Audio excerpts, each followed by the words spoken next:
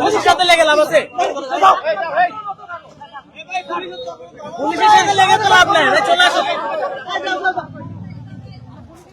এখানে কিন্তু পুলিশের সাথে একটি ছাত্রদল বহিরাগত নিয়ে হলের ভিতরে ঢুকে লাঠি শটা নিয়ে ওরা আগে একটা শোডাউন দেয় এবং ছাত্রশক্তি অন্যান্য সংগঠনের প্রতি মিছিল করে আর কি, এবং অ্যাগ্রেসিভ ওয়ার্ড ইউজ করে।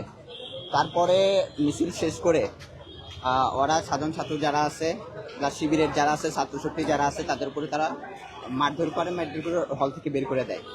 এই হলো বিষয়। এখন আমরা হলের বাইরে অবস্থান করতেছি আর কি। ছাত্রদল বলছে বিনা উস্কানিতে তাদেরকে হল থেকে বের করে দেওয়ার জন্য আপনারা হামলা করেছেন। ওরা আগে মিছিল করছে, হলের যে সিসি ফুটেজ গুলো আছে ওরা এগুলো আগে অন্যদিকে মুভ করছে যেন এগুলো কোনো এভিডেন্স না থাকে। তারপরে প্রত্যেকটা রুমে গিয়ে বিশেষ করে সাধারণ স্টুডেন্ট যারা ছিল এবং শিবির ছাত্রশক্তি যারা ছিল তাদেরকে একটা একটা করে ধরে মেরে হল থেকে বের করে দেয়। আমাদের এখানে এক্স্যাক্টলি আমি বলতে পারতেছি না, বাট অনেকেই হতাহত হয়েছে। আমি নিজেও এই যে হাতে ব্যথা পাইছি, পায়ে ব্যথা পাইছি, অনেকটাই লাগছে। ওরা জানি না কেন ওরা এটা শুরু করছে, হঠাৎ করে অতর্কিত ভাবে মিছিল করে প্রত্যেকটা রুমে গিয়ে। দর্শক আসলে যেমনটি শুনছিলেন যে একজন ছাত্র শিবির নেতা তিনি বলছিলেন, যেমনটা শুনছিলেন আপনারা, আসলে এখানে কিন্তু পরিস্থিতি পুরো উত্তল এবং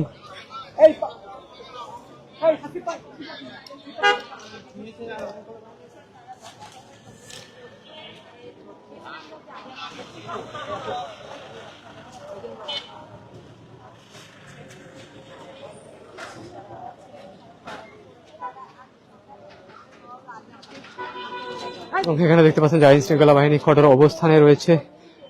যে আলিয়া মাদ্রাসা রয়েছে, ঢাকা রাজধানীর আলিয়া মাদ্রাসা, সেখানে তার সামনে কিন্তু অসংখ্য পুলিশ মোতায়েন করা হয়েছে এবং এখানে ছাত্র শিবির যারা রয়েছে তারা কিন্তু বাহিরে অবস্থান করছেন, যেমনটা এতক্ষণ শুনছিলেন তাদের মুখ থেকেই।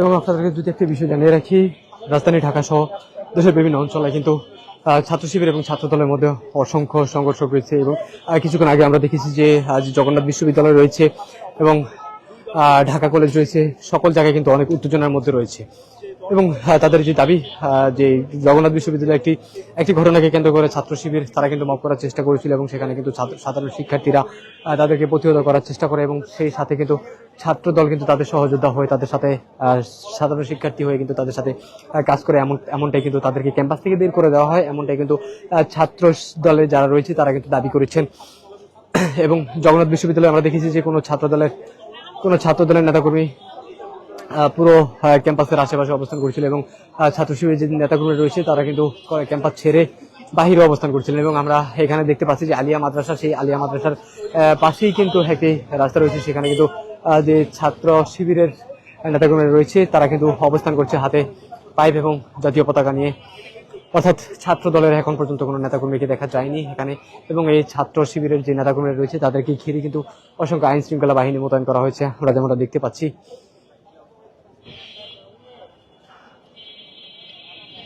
এবং এখানকার যে ছাত্র শিবিরের যে নেতাকর্মীরা রয়েছে তারা জানিয়েছে আসলে যে ছাত্র দলের যে নেতাকর্মীরা রয়েছে তারা তাদেরকে বিভিন্নভাবে লাঠিসোঁটা নিয়ে তাদেরকে ধাওয়া করেছিল, তার পরিপ্রেক্ষিতে কিন্তু তারা এখানে এসে অবস্থান করছে, এমনটা কিন্তু তারা দাবি করছে ছাত্র শিবির।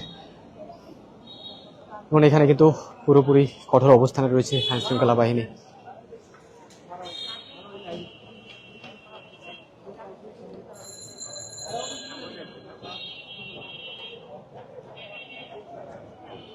পুরো আলিয়া মাদ্রাসা এরিয়া কিন্তু থমথমে অবস্থান এবং উত্তাল পরিবেশ।